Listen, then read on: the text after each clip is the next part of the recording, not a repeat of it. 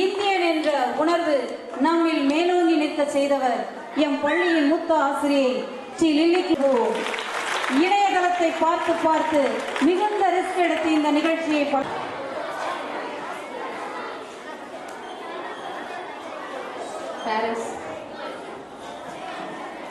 இந்த பரிசளிப்பு விழா வந்து ரொம்ப முக்கியமான நேரம். ஹாலில் இருக்கவங்க பேசாதமா, உங்களுக்கு தெரியும் லில்லி டீச்சருடைய கடினமான உழைப்பு. லில்லி டீச்சர் வந்து இதுக்காக நெட்டில் போய் எந்த நேரமும் இதில் எதை செலக்ட் பண்ணலாம் அப்படின்னு பார்ப்பாங்க. இரவு பகலாக அதுக்காக உழைச்சாங்க. அந்த ட்ரெஸ்ஸு எல்லாமே அவங்களுடைய தனி பணம், அந்த சொந்த பணம், அதில் தான் செலவு பண்ணாங்க.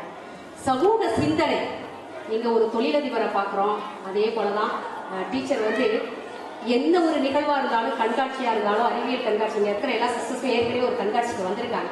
அவங்களாம் வந்து பார்த்துட்டு போனாங்க. அதெல்லாம் வந்து டீச்சர் குறிச்சு விட்ருவாங்க. இந்த ஹால் உனக்குமா, நீ எனக்கு இப்படி பண்ணி காட்டணும், நீ என்ன பண்ண போறேன்றத முதல்ல என்கிட்ட கொண்டாந்து காட்டிடணும்னு சொல்லுவாங்க.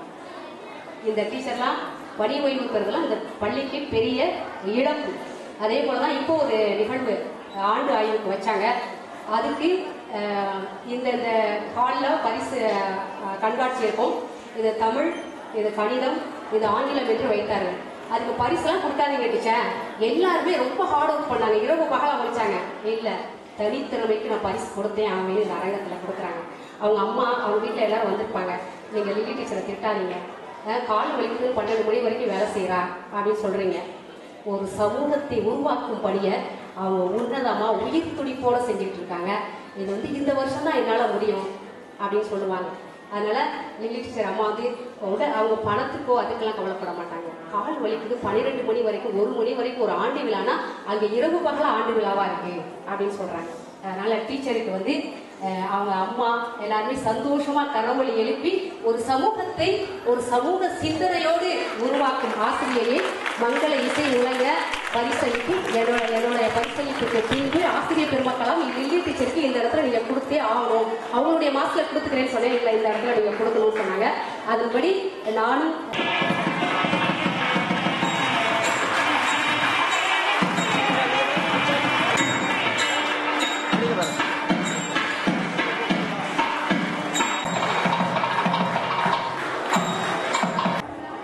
விழா தலைவர் அவர்களுக்கும் தலைமை ஆசிரியர் அவர்களுக்கும் ஏனைய அருட் சகோதரிகள் அவர்களுக்கும் வந்திருக்கும் பெற்றோர் அனைவருக்கும் முதல் கண் வணக்கத்தை தெரிவித்துக் கொள்கிறேன்.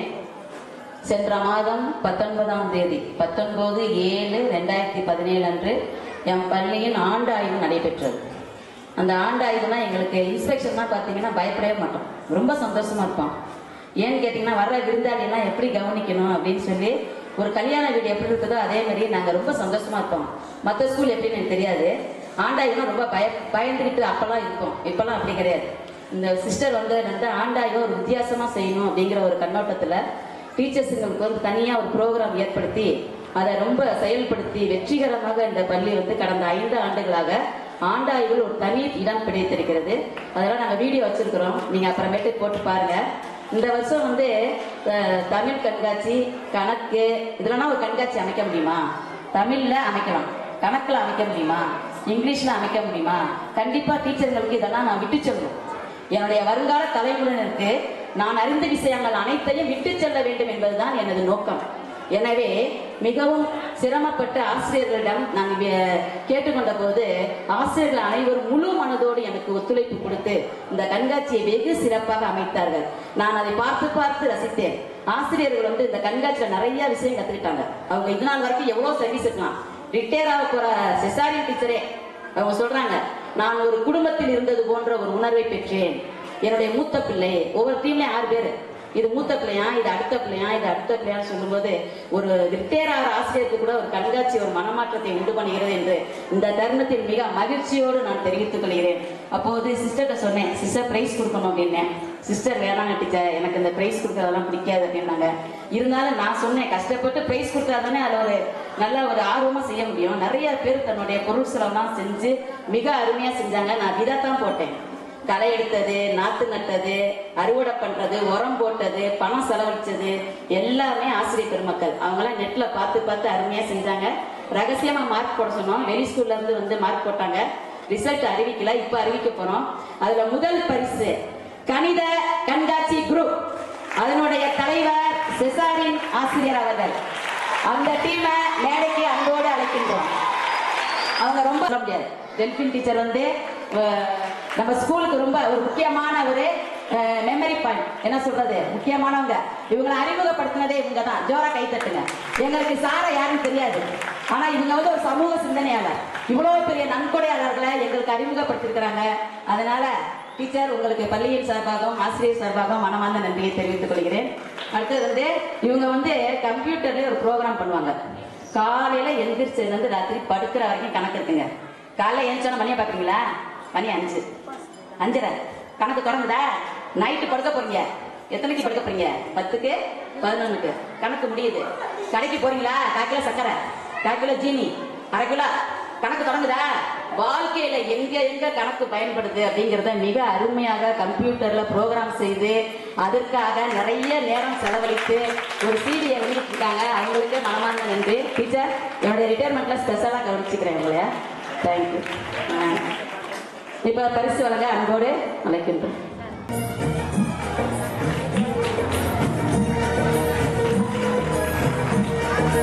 ஒவ்வொருடைய உழைப்பும் மிகவும் அருமையானது. அனிதா ஆசிரியர் அவர்கள் பபியன் பகாயன் ரொம்ப அருமையா செஞ்சிருந்தீங்க. டீச்சர், உங்களுக்கு மனமார்ந்த வாழ்த்து.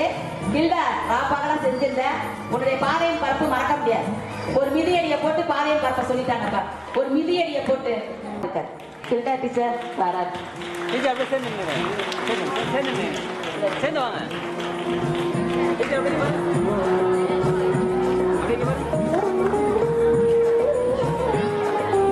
இங்கே கூடியிருக்கும் அனைத்து நல்ல உள்ளங்களுக்கும், மாணவ மணிகளுக்கும், பெற்றோர்களுக்கும் எனக்கு சிறந்த ஆழ்ந்த வணக்கத்தை தெரிவித்துக் கொள்கிறேன். நான் நம்ம பாலக்கரையை ஒட்டியுள்ள மொழியார் சித்திரத்தில் தான் ஒரு எளிமையான குடும்பத்தில் பண்ணேன். அங்கே உள்ள போர்டிங்கில் நான் 1/2 கிளாஸ் படித்தேன். பூந்தோட்டம் பள்ளிக்கூடத்தில் 3ஆம் கிளாஸ் வரைக்கும் படித்தேன். அதுக்கப்புறம் எங்கள் கிராமத்துக்கு போய் படிச்சுட்டு இருந்துட்டு விசுவபுரியில் 6வது சேர்ந்தேன். 6வது third year fail, 7th pass ஆனேன். குடும்ப சூழ்நிலை வறுமை காரணமாக பெரிய கடை வீதியில் ஒரு பட்டன் கடையில் வேலைக்கு சேர்ந்தேன். அந்த கடைக்கு பேர் ஹிந்துஸ்தானி ஸ்டோர்ஸ். இப்போ அமீர் அண்ட் சன்ஸ்னு ஒரு கண்ணாடி கடை இருக்குது, இருக்காங்க.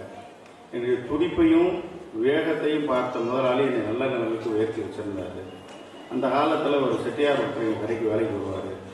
அவருடைய வேலை திறனை பார்த்துட்டு, நான் நடக்கிறத பார்த்துட்டு என்னை திருவரம்பூர் கூட்டிகிட்டு போயிட்டு ஒர்க்கிங் பார்ட்னராக ஒரு கடை வச்சுக்கலாம் வாப்பான்னு சொல்லி கூட்டிகிட்டு போனாங்க.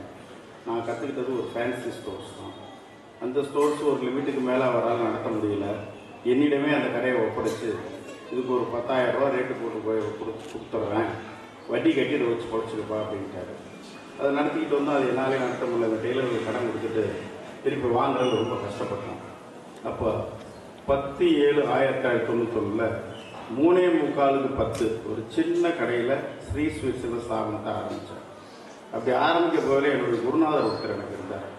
அவர் கேட்டார், நீ வந்து ஃபேன்சி ஸ்டோரில் ட்ரைனிங் ஆன ஆள், எப்படிப்பா நீ வந்து ஸ்வீட்ஸ் கடையை நடத்த முடியும், அதில் என்ன அனுபவம் இருக்குன்னார். அப்போ நான் சொன்ன வார்த்தை, ஸ்வீட் தொழில் தெரிஞ்ச மாஸ்டர் ஒருத்தர் இதில் பார்ட்னராக சேர்த்துக்கிட்டேன் சாமி, அதனால் அதை ஒழுங்காக தரப்படம் நடத்திடுவேன், எனக்கு இருக்க வியாபார ஆற்றலை வச்சு முன்னேறிக்குவேன், அதுக்கப்புறம் உங்களுடைய ஆசீர்வாதமும் இறைவனுடைய அனுகிரகமும் இருந்தால் முன்னேற என்னால் முடியும், அதுக்கு ஆசீர்வதிச்சு பேர் வச்சு கொடுங்கன்னு சொன்னேன். அவர் ஸ்ரீ ஸ்வீட்ஸ்னு வச்சு கொடுத்தார். அவர் பேர் பண்டிட் சேதுராமன், சென்னையில் இருக்காங்க. ஆனால் ஒரு வாக்கு மட்டும் என்கிட்ட வாங்கினாருப்பா, இது உணவுப் பொருள், இதில் கலப்படம் பண்ணாமல் இருந்தால் நீ மிகப்பெரிய நிலைமைக்கு உயர்ந்துருவப்பா, இந்த வாக்கு கொடுத்தது அப்படின்னார்.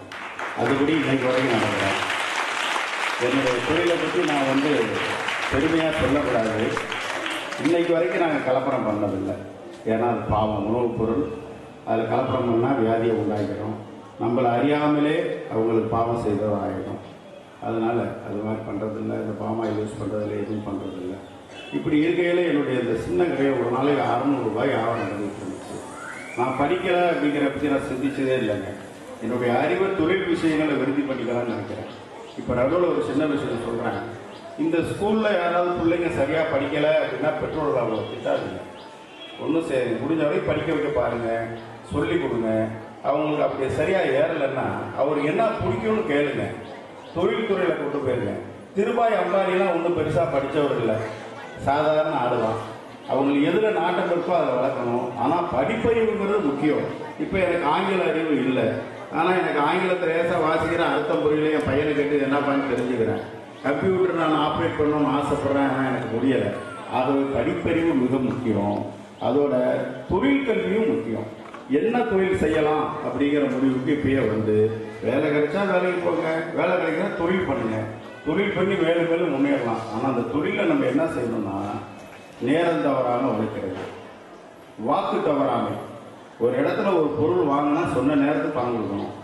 அதே மாதிரி ஒரு பொருள் விற்கையில் அதில் நாணயம் இருக்கணும். எடையை குறைக்கக்கூடாது, குவாலிட்டியை குறைக்கக்கூடாது, தரமாக இருக்கணும், ஜனங்களுடைய தன்னம்பிக்கை வளர்க்கணும். எல்லாத்துக்கும் மேலே கடவுளுக்கும் நம்மளை ஆளாய்க்கிட்ட எந்த தொழிலில் நம்ம போய் முன்னாடி போய் வேலைக்கு போய் அவங்கள்ட்ட கற்றுக்கிறோமோ அவங்க தான் நமக்கு தொழில் குரு. அவங்களுக்கும் விசுவாசமாக இருக்கணும். இப்படி இருக்கிற அந்த சின்ன கடை கொஞ்சம் பெரிய கடையாச்சுங்க. என் சரக்கு மேலே நம்பிக்கை வச்சு ஜனங்க வாங்க ஆரம்பித்தாங்க. ஒரே கூட்டம், இறையர்கள் தான் சொல்லணும். நான் சொந்த இருந்த இடத்தையே நான் அப்படியே விலைக்கு வாங்குற சூழ்நிலை எனக்கு உருவாச்சு.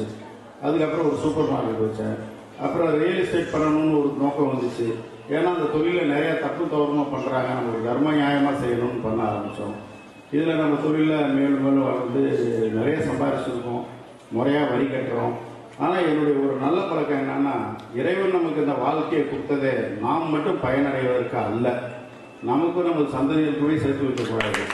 நம்மளை சார்ந்தவர்களுக்கும் நாம் பிறந்த மண்ணுக்கும் வாழ வச்ச ஊருக்கும் நாம் ஏதாவது நினைவாக விட்டுட்டு போகிறதே நாம் செய்யும் நற்காரியங்கள் தான். அதனால இதில் எனக்கு கணக்கும் எல்லையும் கிடையாது. எனக்கு என்ன மனசில் தோணுதோ அதை உடனே அறிவிச்சிருவேன்.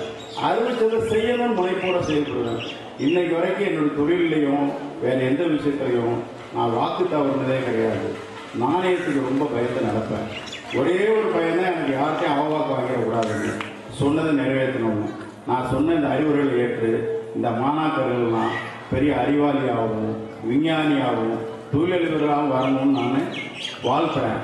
ஆனால் இந்த மாதிரி ஒரு நல்ல நெகிழ்ச்சியான சந்தர்ப்பத்தில் நான் கலந்துக்கிட்டே கிடையாது. எப்போ பார்த்தாலும் வியாபாரம், பணம், தொழில்னா அதிலேயே உழண்டு கிடக்கிற எனக்கு இங்கே நான் மெய்மறந்து இந்த காட்சிகளை ரசித்தேன். இந்த குழந்தைகளுடைய உள்ளங்களை நான் குழந்தைச்சு. அதனால் இந்த ஸ்கூலுக்கு அவங்க என்ன கேட்டாலும் எஸ் மட்டும்தான் சொல்லுவேன், ஆமாம் சரி அப்படின்னு. அதனால் வந்து இதை பார்க்கணும் நான் சொன்னேன், எனக்கு ₹1 பணம் தர வராது சொல்லிட்டேங்க. இந்த தரையெல்லாம் மண்ணாக இருக்குது, அவங்க விருப்பப்பட்டாங்கன்னா அது கைசாவே போட்டு கொடுத்துருவேன். என்ன கேட்குறாங்களோ செஞ்சு தர தயாராக இருக்கேன். அது என்னுடைய பாக்கியமாக கருதுறேன். மிக்க நன்றி இந்த வாய்ப்பு கொடுத்ததுக்கு.